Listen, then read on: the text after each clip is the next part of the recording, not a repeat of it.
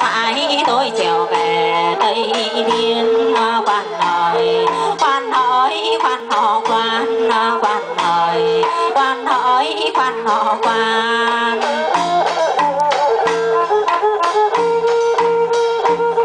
Tất cả cho tiền xe gỗ đắm mi mùi thuyền Tây.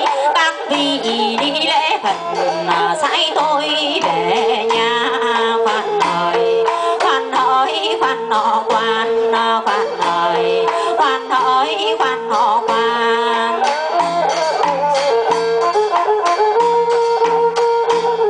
Sai tôi băng lái thuyền ra cắm sao leo cọc mi để mà về Tây Thiên.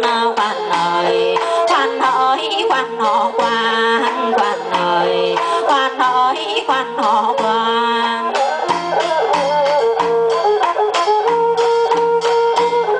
Tôi cho các vị đến chùa thầy để mà đóng chiếc thuyền này thông vi hành. Quan ơi quan hỡi quan họ quan, quan ơi quan hỡi quan họ quan.